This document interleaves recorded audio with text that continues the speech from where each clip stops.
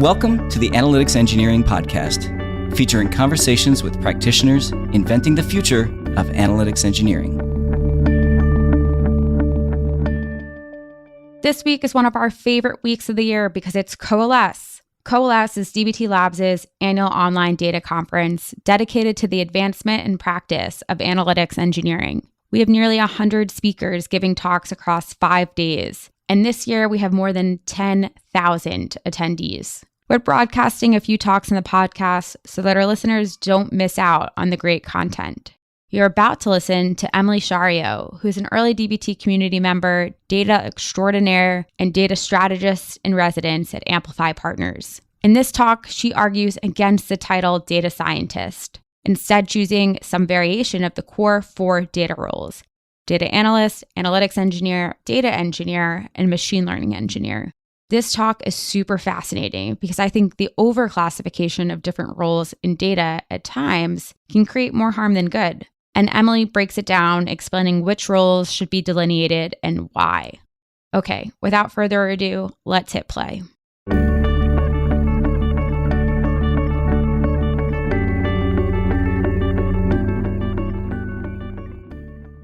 Hello, and thank you for joining us at COALESCE. My name is Anna Filipova, and I head up community here at DBT Labs. I'll be the host of today's session. The title of the session is Down with Data Science, and we'll be joined by the very esteemed Emilie Schario. Emilie is currently the Data Strategist-in-Residence with Amplify Partners, and that means she has one of the coolest jobs ever. She gets to work with many different early stage startups and help shape their data strategy as they grow. You might also know her from her prior role at Netlify, where she led data and business intelligence, or her time consulting on internal data strategy at GitLab. Last year, she brought us one of the most memorable talks of the conference, why you should run your data team like a product team. And today, she's about to shift our understanding of roles on data teams. Are you ready for this? A gentle reminder that all chat conversation is taking place in the COALESCE Down Data Science channel of the DBT community Slack. Please do ask other attendees questions, make comments, or react at any point in the channel. Also, remember to use Slack threads to keep the conversation tidy. After the session, Emilie will hang around in the Slack channel to answer your questions, so throw them in the chat anytime, and we'll make sure to come back to them. Let's get started. Over to you, Emilie. Thanks, Anna. I'm so happy to be here. I don't know if you can tell, but like my excitement is like physically palpable. I'm so honored to be speaking at COALESCE again on day 2. It's the DBT community has meant so much to me and my career, and so being able to be a part of this, to be a part of the community, to be part of COALESCE is just so meaningful to me personally. I'm really excited to convince everyone here today that we need to get rid of this phrase data science, and I hope you'll stick around on this journey with me. I do want to echo, please do join the Slack channel. After this, I have time carved out today and probably for the rest of the week where I'm going to be going and engaging with you all in Slack. So I really want to start a conversation here today. A little bit about me, like Anna mentioned, I'm currently a data strategist in residence at Amplify Partners. I was previously director of data at Netlify. Prior to that, I was the first data analyst at GitLab and a couple of other companies. I've gotten to work with a variety of organizations. I use she, her pronouns. Today, we're going to talk a little bit about what science is, and then we'll talk about what data scientists are, or what data science is and what data scientists do.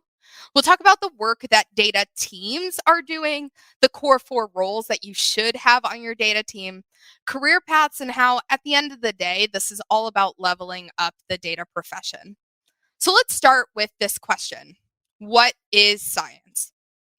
Hopefully you're racking your brain now to like elementary school or high school or that freshman year biology class. And the great thing is for all of us that we have search engines that can help us come up with really great definitions here. So Wikipedia came through and told me that science is a systematic enterprise that builds and organizes knowledge in the form of testable explanations and predictions about the universe. Or, to put it more simply, science is a systematic enterprise for obtaining knowledge through testable explanations and predictions.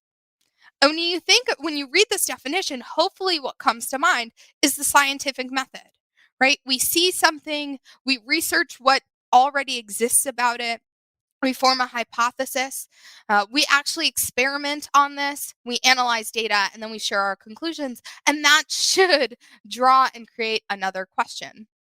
And when Alexis Johnson Gresham and Caitlin Moorman published this blog post on linear and circular data projects in 2020, I think this is kind of what they were getting at. Some projects are clear, cut and dry. There's a start and an end. We did the thing, you check it off. And then their work actually leads to new questions, and that's the circular piece. And so what we've heard so far, what we've read, what we've talked about in science is that science is experimentation. And so my question is, do the people who hire data scientists know that? I did what any reasonable person here would do, and I went to the DBT jobs board. And I asked the DBT jobs board, you have a data science category. Tell me, what do data scientists do? So I looked at this job description, and I've blacked out the company name here for protecting the innocent, let's say. But do you see experimentation on here? I see optimize, build and refactor pipelines, build visualizations. No experimentation. Maybe it's a fluke. Let's look at another. Oh, I see statistics right there. Uses appropriate statistical. Weird. No experimentation. Well, we said science is experimentation. So do the data scientists know that? Josh Wills, a very esteemed member of the DBT community, says that a data scientist is a person who is better at statistics than any software engineer and better at software engineering than any statistician. Okay. Where's experimentation? And then there's this blog post from Lyft where they say, and we could read this together, at Lyft, we're rebranding our data analyst function as data scientists. So a data scientist is a data analyst. Okay. And when we think about the kinds of work that data teams do, we have operational analytics, metrics management, data insights, servicing other people, and yes, experimentation reporting. And experimentation is a part of what data teams do, but it's not the only thing that data teams do. And the thing, folks, is that words matter. Language matters. And yes, job titles too, they matter. I shared this meme earlier in the year on building a data team in 2021. And as the year comes to a close and we roll into 2022, all of this is still true. And so people think building a data team is pulling a number real fast, but there are all these things that happen under the hood. And one of them, the one that's relevant for us today, is standardizing on the definition of customer. We know that standardizing on the definition of customer is important because when someone says, how many customers do we have? You don't want to reply, do you mean accounts, teams, or users? Right? And so we know that words matter in the context of our work. And so word, language, job titles matter in the context of our own roles. So before we go into solutioning, let's take a step back and say, what is the purpose of the data team? And I say that it's to help the organization make better decisions. And this was our mission at Netlify, the data team mission at Netlify. The data team exists to empower the entire organization to make the best decisions possible by providing accurate, timely, and useful insights. And here are the beautiful humans behind that Netlify data team who really are challenging the norms on how most data teams are run. And I think that if this were a panel and they were all up here with me today, what they would say is that while experimentation is a part of what data teams do, it's not the only thing or even the core thing. And so our job titles should be a reflection of the skills we have, not the domain of work we do for the business. So instead of ambiguous titles like data scientist, I propose that we use these core 4 roles. And this is a lot of information on a screen, so let's look at a simplified version of it.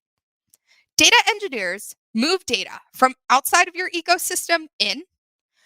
Analytics engineers work with data within your ecosystem.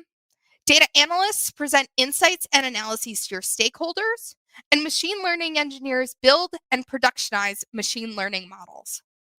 Now, if you've ever interviewed with me, you'll know that I say I'm hiring for floor sweepers. This is someone who is not going to be afraid to take out the trash if that's what needs to be done in the moment, or sweep the floor, or whatever it is. We all have to be willing to do whatever work needs to be done. But the question here is, does your title reflect the kind of work that you're doing most of the time? And I've written about these core 4 roles before on the Writing Analytics job description section of the Analytics Engineering Guide. But what it comes down to is we should organize our roles this way, because instead of dividing people on whether they do or don't work on experiments, or how well recruiters do or don't understand the jobs they're asking of people, job titles should be reflective of the work we're asking people to do. And so this is the 5 kinds of work your data team does. And in the same way, experimentation is just a piece of it. We shouldn't have a person who's only on experimentation. In the same way, we wouldn't have someone just to manage our operational analytics things. So let's do that thing that teen magazines do, where it's like, if you select A, your result is this. If your first data hire will use UI-based EL tools and manage Snowflake permissions end-to-end and be responsible for your data warehouse design, you should call them an analytics engineer. If your first data hire will write custom ETL to support custom data sources, occasionally implement custom event tracking into your application, or be responsible for your data warehouse design, you should call them a data engineer. If your first data hire will be 100% focused on surfacing business insights, you are setting them up for failure, because there are other things that need to happen first. And so the way that a lot of organizations end up with this data science hire is that they know they need data, but they don't know what that means. And so they just go with like big data science because it sounds like the right combination of buzzwords. But this should be a flag to us as data professionals. And so maybe you're sitting there right now thinking like, Emilie, I know what my job is, and I have the title of data scientist. So what does it matter that it's not clear to other people? Well, I talk to a lot of people about careers, like a lot of people about data careers. And a lot of them kind of have this rough path. You know, you come in, you get your first job, things are going well, you get that intermediate title, and then a couple years later, you get promoted to senior. Congratulations, crushing it, so happy for you. And then you're posed with this decision. Do I want to go to the management route, or do I want to go the technical individual contributor route? And if you make that technical individual contributor role in data, that's kind of it, right? What comes next? I don't know, you die, right? Like your career is, that's it. That's it. And I know people are like, no, they're principal and fellow or whatever the next level is. But honestly, have you ever actually seen a principal data analyst in the wild? Like, really? If you have, like, let me know, because I'm all ears. And in fact, I did what any good data person does, and I tried to get some data about this. So I asked LinkedIn, how many principal data analysts are there? And LinkedIn said 1,600. And I said, thank you very much, LinkedIn. But I really had no context. Is 1,600 a lot? Is 1,600 a little? So I said, LinkedIn, how many analytics engineers are there? And LinkedIn said, Emilie, there are 6 times more analytics engineers than there are principal data analysts. 6 times more analytics engineers than there are principal data analysts. It seems to me like the principal data analyst is more of a unicorn than all these tech unicorns. The analytics engineering job title didn't even exist until a couple of years ago, and people have been data analysts for a long time. And so what we're saying to folks is, yeah, you can get to the staff level, but then your career is dead. You cannot grow. And in fact, if we look at what's happening, we see that people are recognizing that and they leave data. They move into chief of staff or biz ops or finance roles. They move on from our data organization. But we absolutely cannot attrit our best talent if we're going to lead and have the kinds of organizations we want. Yesterday, Tristan Handy and Julia Schottenstein and Martine Casado in their conversation about how big this wave is, were kind of, saying really, really, really big. I'd encourage you to go catch up the session. But folks, I'm going to be really frank here. If we attrit our best talent, we are handicapping this wave. We cannot have our best talent feel that there is no career opportunities in data if we're going to make the difference and create the impact that we want to have. So here's my proposal. We need to create career ladders for each of the core 4 roles that includes a path for technical mastery. Data cannot be management or settle for staff. We have to create opportunities for technical mastery. And I'm not the first data person to talk about careers in data. Caitlin Moorman has a 3-part series on Locally Optimistic published last year on why you need a career ladder and how to use it. I would definitely encourage you to go give it a read. My point here today is that data scientist is a bad job title and data science is a bad descriptor because it's highly unspecific and not reflective of the majority of the work being done by data teams. It's important to align job titles to skills development and career progression on a team and not the type of problem being solved or the tool you're using. This is why things like LookML developer or Tableau analyst are also bad job titles. We need to create opportunities for technical mastery careers for each of the core 4 roles, especially data analysts. And hopefully you're sitting or standing at your desk and nodding. Yes, this makes sense. You see this problem in your org, and maybe it even feels like this conversation has been happening in the zeitgeist for a little bit. And I think it's because we have. So in mid-November, Ben Stansel wrote about the missing analytics executive for his Substack. And then around the same time, he recorded an episode of The Sequel Show with Boris Jabez where he had the same conversation. I think actually the podcast inspired the Substack.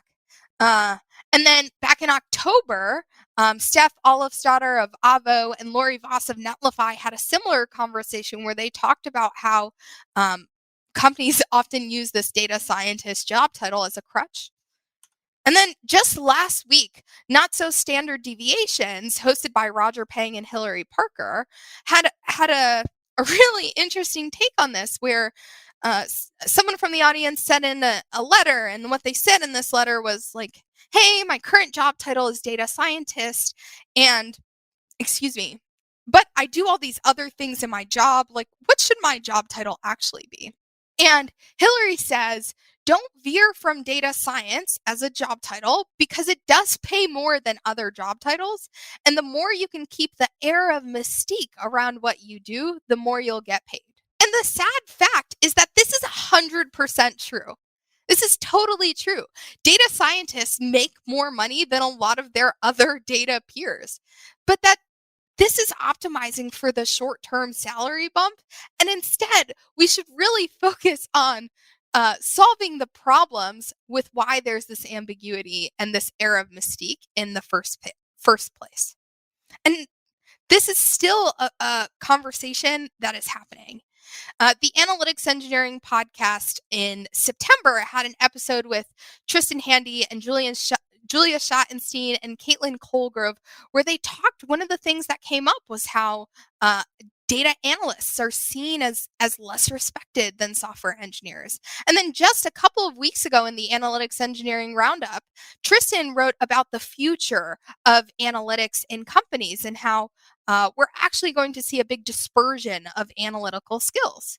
And then the subsequent analytics engineering roundup, Anna wrote about how there are 6-ish jobs to be done in data.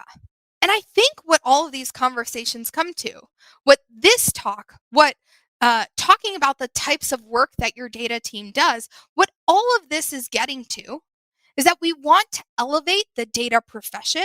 We know that our orgs can be more impactful to the business. And one of the ways we do that is by removing the ambiguity of this data science thing, title, language, descriptor, and this data scientist job title that goes with it. If we're going to level up the impact that we have to the business, this starts by leveling up the clarity and the organization that we have when we talk amongst ourselves. So hopefully your head is still nodding. This is all making sense. You're on board with me. And now you're like, so what do I do about it? Well, it would be hard to have this conversation candidly if we didn't also recognize that people like the data scientist branding. Data analysts are often seen as lowly number fetchers, and data science has this aura mystique, and so it's seen as prestigious. And usually data scientists get paid more. But if you want to make a difference here, I think that there's a lot that we can do, not just if you have this data scientist title. But first, across the board, get clarity on your title, independent of what it is. Catalog the work you're doing for your organization for a milestone or two. Which of the 5 categories of work are taking up the most of your time? And then reflect, not just on the work you are doing, but on the kind of work you want to be doing. If you're going to have a conversation about careers with your manager, it's important that you know what you are doing and make sure your title reflects that, but also that you have a plan to help you get to more of the work you want to be doing. Go ahead and share with your manager and team members why you're spending time understanding what job titles actually mean. And if that means you want to borrow these slides to use as the foundation for a lunch and learn, shoot me an email. I'm happy to help make that happen. Finally, work with your manager to adjust your title with your HR org.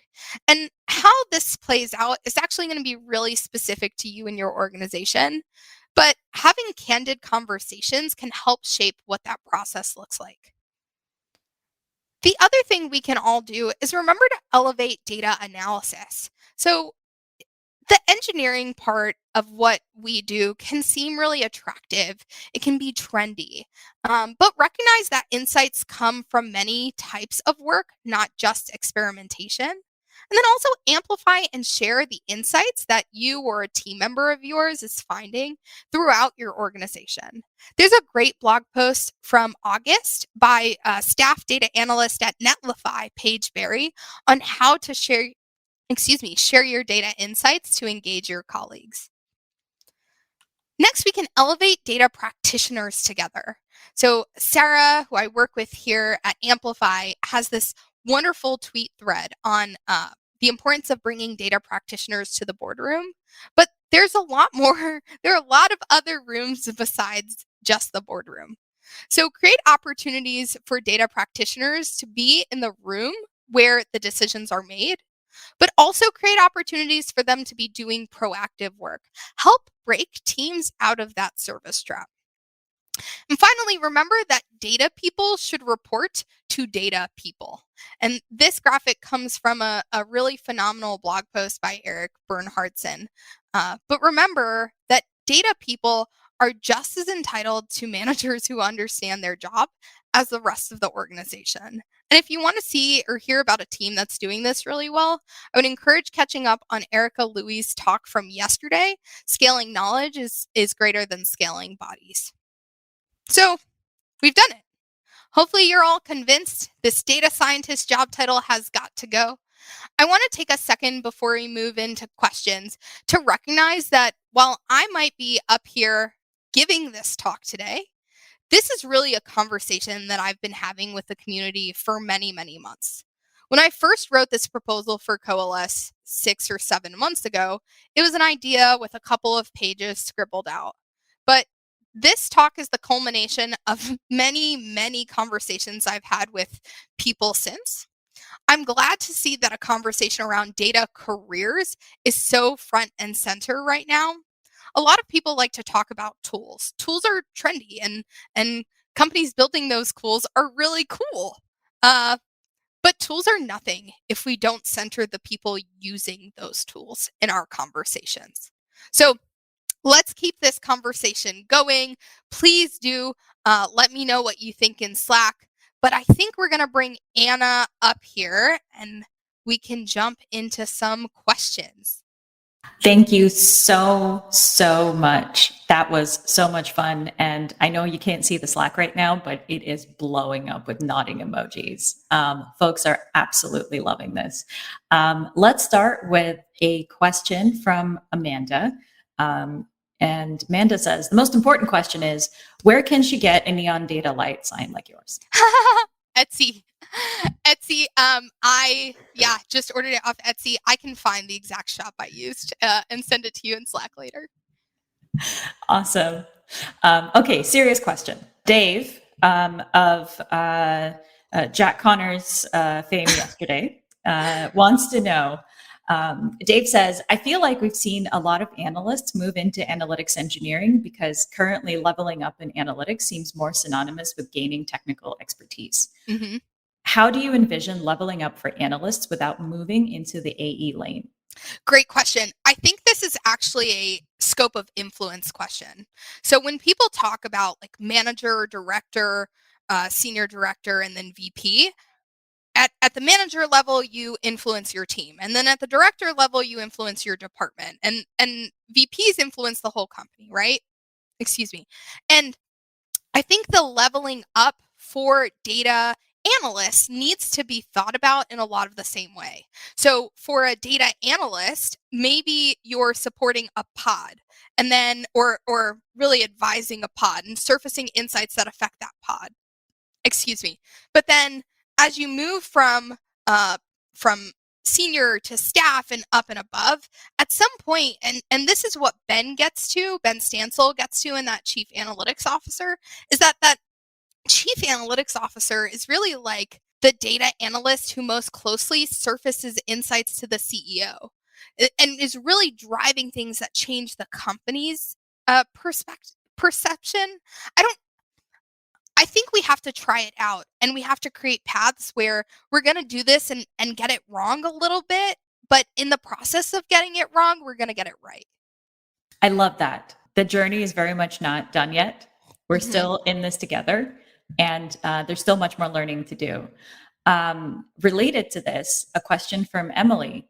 Emilie says, one separation between data analyst and data scientist I've seen is technical tools they use, which is something you mentioned in your talk earlier.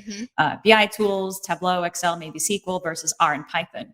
If we do away with the data scientist title, do we need to differentiate within data analysts somehow based on this?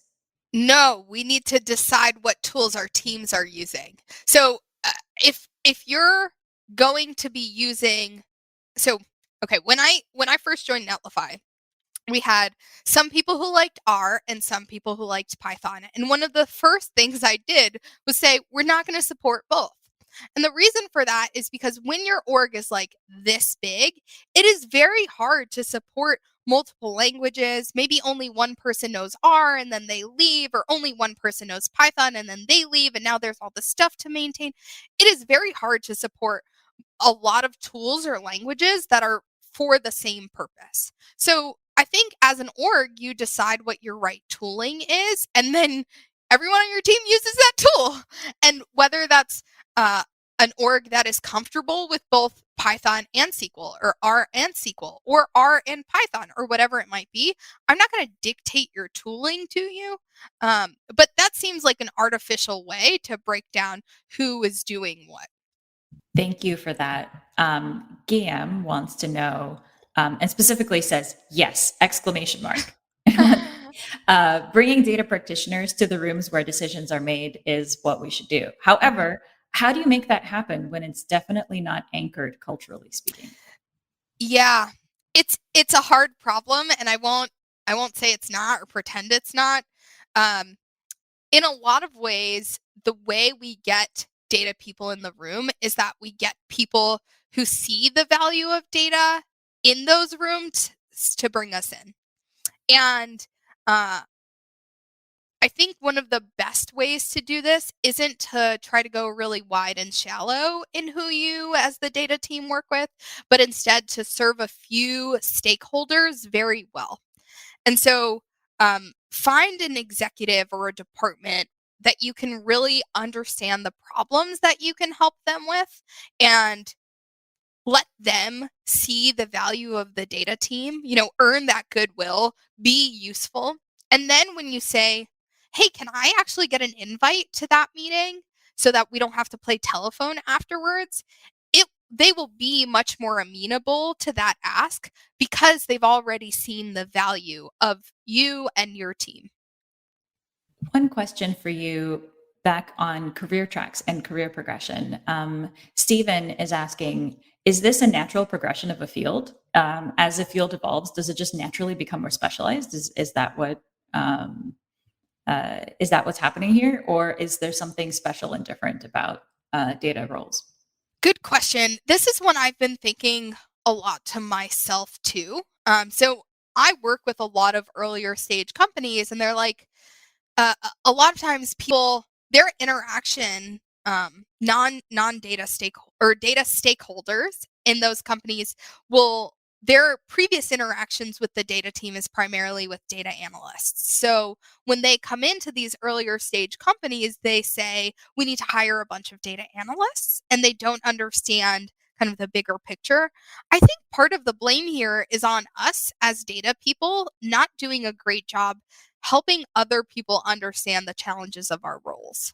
And while there's some level of just like maturity of data and clear definitions and an efficiency that we're going for by defining the roles this way, but there's also some level of like, this is work that needs to get done, and we haven't done a great job of explaining that to people or communicating that to people. Questions just keep pouring in. Keep them coming, folks. Gregor says that they've only worked in small companies so far and have never thought about talking to HR about the name of their job. They just put whatever they thought fit in the moment into their email signature and on their LinkedIn. Is there anything wrong with that? Gregor, titles matter because they help communicate expectations. And what I mean by that is like, your title matters to you because it helps helps other people in your org understand how to interact with you, right? You know that you've got someone in HR because their title tells you that they're in HR. And so if you have a question about your salary, you might go to the person in HR. Or if you have a question about your payroll, you might look through your org chart and say, who's got payroll in their job title, right? So job titles matter because they help us understand how to navigate our organization. That's like an internal use case. But there's also an external use case here that like, I'm really glad that you're happy at your current job and you're planning on staying there, and maybe you don't care that much about your title now. But I've interviewed a lot of people in the last year, like a lot of people. And a lot of candidates come to me with this data scientist job title. And my first question to them is, so what does data science mean to you? And the vast majority will say something of, oh, well, I'm a data analyst. My company just calls it data science.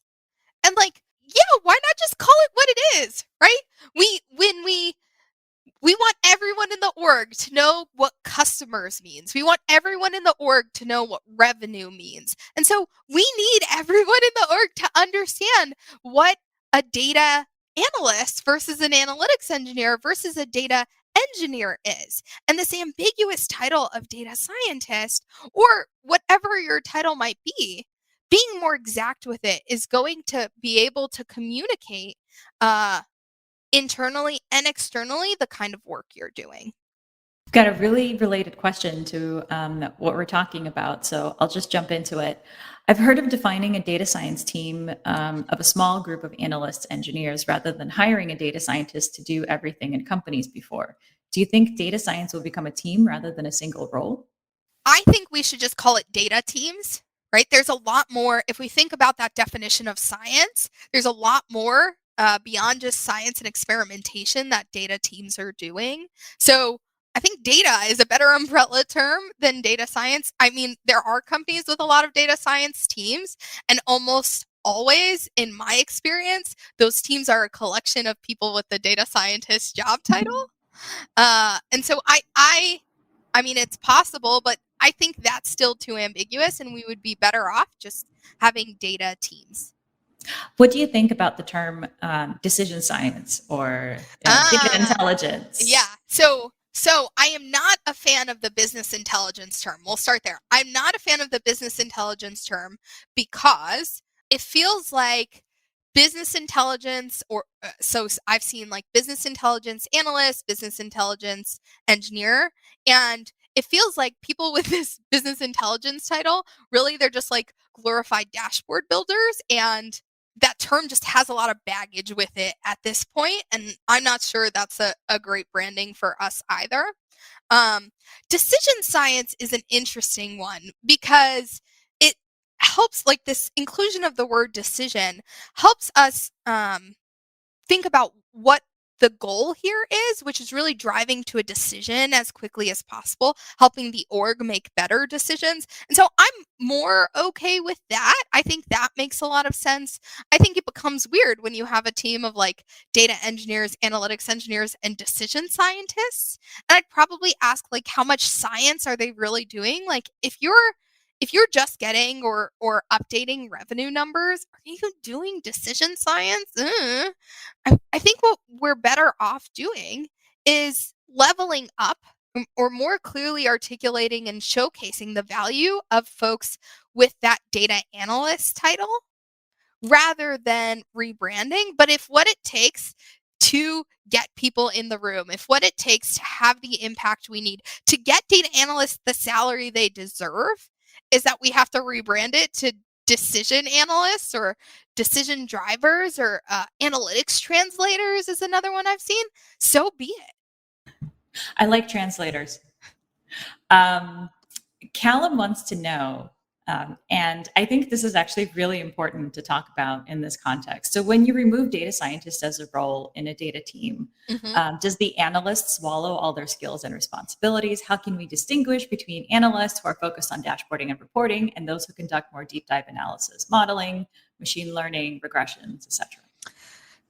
There's a lot in that question. So let's start with where do these responsibilities go? And I'd start with saying that probably those responsibilities already fall into one of the other core 4 roles that I've laid out. So if they're building machine learning models, the responsibilities go to the machine learning engineers. If they're building dashboards or reporting, those responsibilities go to the data analysts. If they're building out DBT models, those responsibilities go to the analytics engineers. And so most of those responsibilities already exist in your organization. It's a question of where they land if you're following this core 4 roles framework. The second part of the question, I remember there was a second part, but Anna, maybe you can come off mute and repeat the second part there because it escaped me. Yeah, you got it. The second part is how do we distinguish between analysts who are focused on dashboarding and reporting and those who conduct more deep dive analyses, modeling, machine learning, and regressions? Yeah, so we'll take machine learning out of the picture there for a second because I talked about where that's going to land. But the rest, I mean, if you think it's important to differentiate, you put a comma after their job title and you say that, right? So data analyst, comma, regression, or data analyst, comma, dashboard. But the reality is that, or for the vast majority of orgs, what we need is people who are able to kind of do that whole breadth, the whole breadth of work. And so you might build a dashboard today and then you might run a regression tomorrow.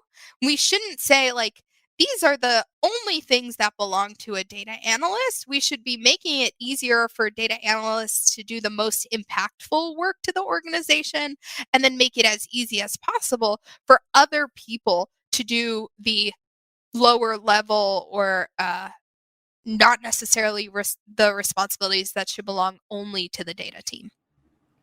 I love that. There are a couple of questions on hiring. And I'm going to try and summarize them because they both have kind of the same underlying theme. There's a lot of leverage that you've talked about in calling someone a data scientist. As a hiring manager, why would I throw that away? And if let's say I'm bought in, okay, I'm not going to hire data scientists anymore. How do I attract talent?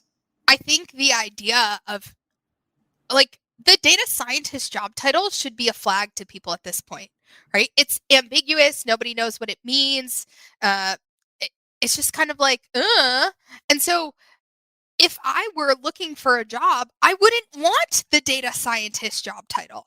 I mean, it's like saying I'm okay with things that are confusing in an org that doesn't understand what they're asking me to do. And so as data practitioners, we should actually want more exacting titles. The other side of that as a hiring manager is that I have this spiel that I go on when I interview people. And I always say, like, I think 80% of the world's problems are expectation mismanagement. So we're going to set some ground rules for this interview. And I think, hey, I'm getting your job title right is the ultimate expectation management. It's saying, here's what I need you to do to be successful. Here are the skills that I expect you to have. And aligning on that with the candidate before they even apply is the clearest way to make sure that you're both aligned on what the goals of this role are. Will has a question about experimentation. You mentioned earlier in your talk that a lack of experimentation is one of the things that is a problem right now with folks who are employed as data scientists. Is your only qualm with the role of data scientist the lack of experimentation in the job description? And if experimentation is part of the role, is it okay to have a data scientist? No, because we wouldn't have like a operational analytics scientist, right? Like we wouldn't have a data operational analytics analyst. We shouldn't give people titles that are about the kind of work we're doing. We give people titles based on the kinds of skills they need, right? You have a front end software engineer and a back end engineer, not like the person who updates the about page. Like it's a silly title because it doesn't mean anything, because there's not a standard to the org. It's not necessarily that it's only about experimentation. It's that if science is experimentation and data science is running experimentation, the fact that this job is not primarily doing that means that the title doesn't make a lot of sense in a lot of ways. And even where that is the primary responsibility of the individual, there are other kinds of work that we ask them to do. And so we shouldn't give them a title that's about this tiny sliver of the impact they have on the organization. There are so many other ways that people get insights, not just experimentation. We have time for one more question. And this is a long one, so I'll try and summarize. Okay.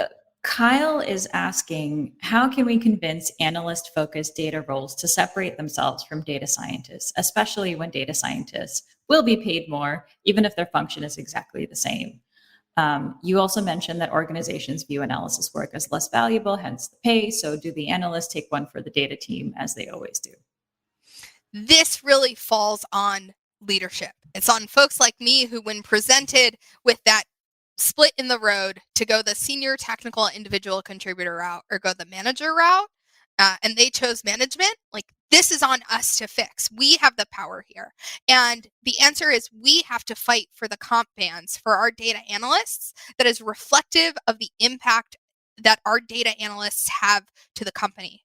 On the other side of it, we all need to be emphasizing the impact that data analysts have. So highlight those insights that they're finding, share it widely, not just within the data team. Ensure that data practitioners are getting in the room as often as they can, and have data people report to data people. The only way that we have the movement that we need is if we have data organizations being impactful to the impactful to the larger company. Thank you so much, Emilie. One last thing. Winnie would like to know if you will publicly acknowledge that Winnie made that iceberg meme template for you. Yes, Winnie made that iceberg meme template. He they shared a meme, and then I tweeted, like, can you share the template, or how do you build memes? And then they shared the PowerPoint presentation with me, and then I tweeted it. So big props to Winnie for making that happen. Thank you, Winnie. And thank you, Emilie, so much for this really great session. There are more questions in Slack, so have a look right after this. And for folks who are still here, there are 2 sessions coming up with 2 more Emilies, Data Paradox of the Growth Stage Startup and Operationalizing Column Name Contracts with dbt Plier. Stay tuned. Thank you.